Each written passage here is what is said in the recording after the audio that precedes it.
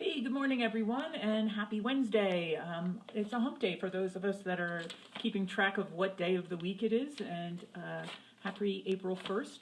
So I don't think we're celebrating April Fool's Day, but it is April 1st.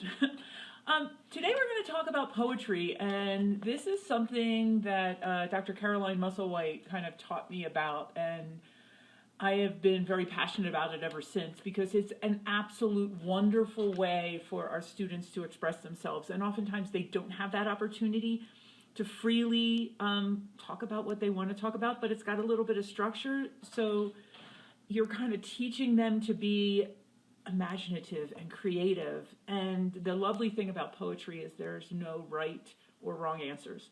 Poems can be really long, poems can be really short, so you can have everything from Robert Frost and Emily Dickinson to Shel Silverstein and Dr. Seuss.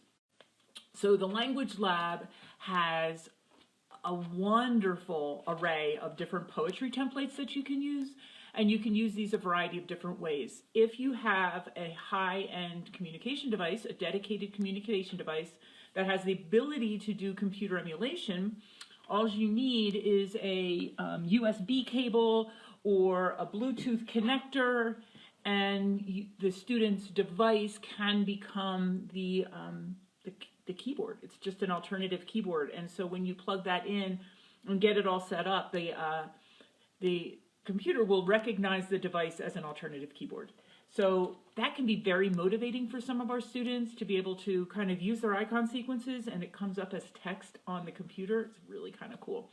If you don't have the capability or you're working with an app or maybe a low-tech manual board, then you can simply transpose that for the students. And I suggest that as they're writing their poems that you save them all so that they have a book of their own poetry, and then also encourage them to share and read their poems to other people. So maybe if you're kind of quarantined and you're locked down and you're looking for something to do as a family, you can actually have a poetry slam and you can use the templates with all of the family members and everybody can write their own poems.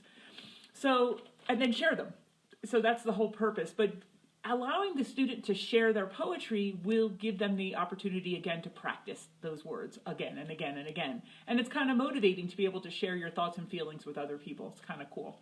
So let's take a look at some of these. So we have here a very simple poem. This is probably the easiest one that you can start with. And it's just a list poem. So we have our emotions up here. We have our little emoticons, really cute ones. And down here is just a column of words that the student can find that makes them feel silly or makes them feel angry or makes them excited. And so you can just have a simple list of words in this poem. And we have done these list poems a million different ways. So we often do these, I am the queen of going to the dollar store. And so we will often, you can go to the dollar store and get these little bookmark kits. And so you get little cardboard bookmarks and you wrap them in foil. So we use those at our community groups and we might write a poem about moms. And so I'll sit there with a student. I'm like, I need 5 words to describe your mom. And I'm sitting there with one of the clients the one day and she said, bleachers, apple, fire, camp. And she was saying all these random words and I was just like, are you sure that's what you want? And she was like, yep. So we wrote them all down. And when mom came to pick her up and got that bookmark with those words on it, every one of those words had meaning to that family. So it was kind of cool. So Rebecca was able to share a very nice Mother's Day present with her mom that she wrote all by herself. So the next one is a template that you can use a variety of different ways. So if you've been following my live stuff, and hello Deborah, hi Beth, then you know that I talk about repetition with variety and using the same activity a variety of different ways. And so the student understands the rules of the activity, but they can play for different objectives and different language objectives. So this one is a simple I like poem. I like and I don't like. You can also say I want, or I need, or she is, or the dog is, or the dog wants. And you can do this a variety of different ways. So you're working on pronoun phrases I like and I don't like. So you can do a gazillion different pronoun phrases. He, she, we, they, All of those can be very different. Hey, Nat, I haven't seen you in a while. Nice to see you online. So that's your simple I like poem. And again, you can do this a whole variety of different ways.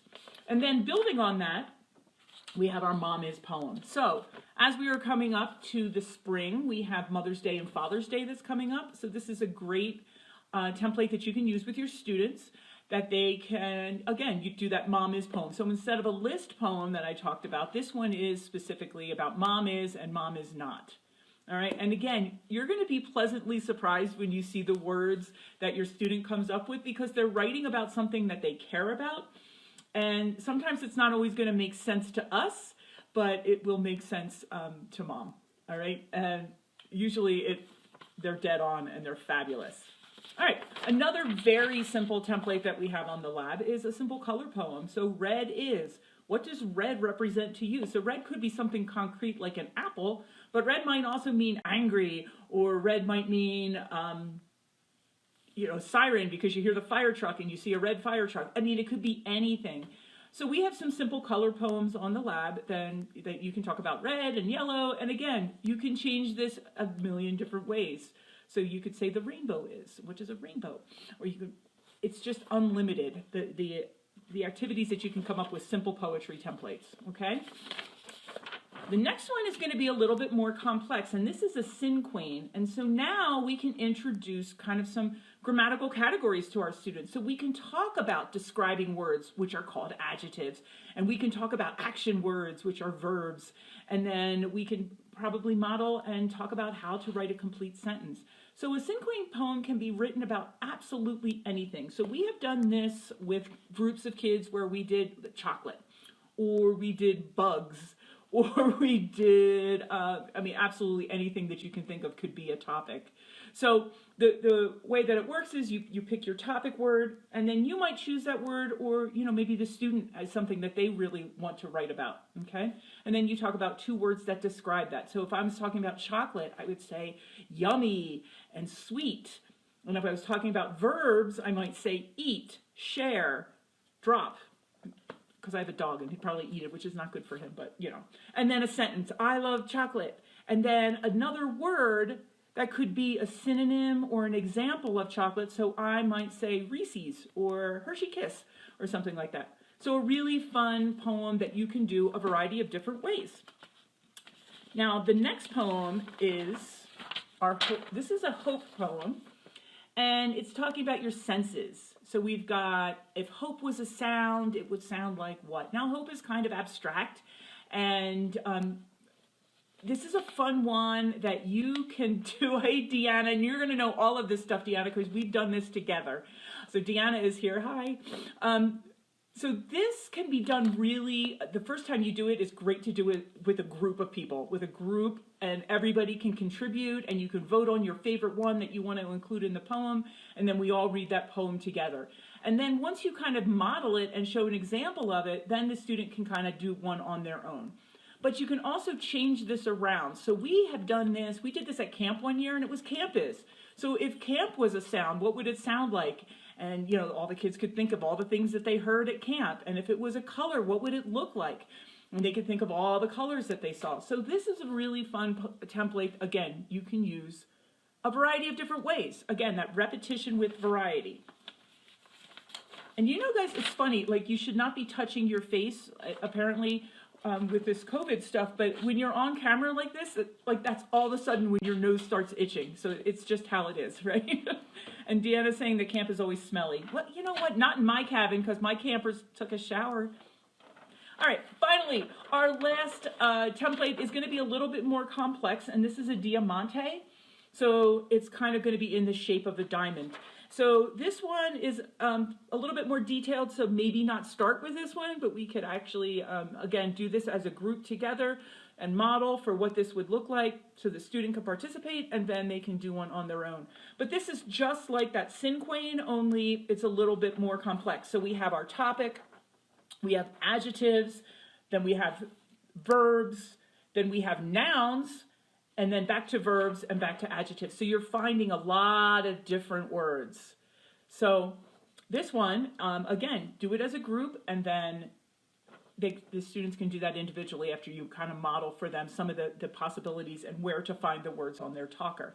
Again, I highly recommend that you create some kind of virtual folder or print out those poems and make a book and have that for the students so they can read it over and over and over again, and make sure that you have a poetry slam or you have some way that they can share their poems. So maybe if we're, in isolation and we're Skyping or Zoom with family members, that's a great fun activity that they can do with grandma, is read their poems to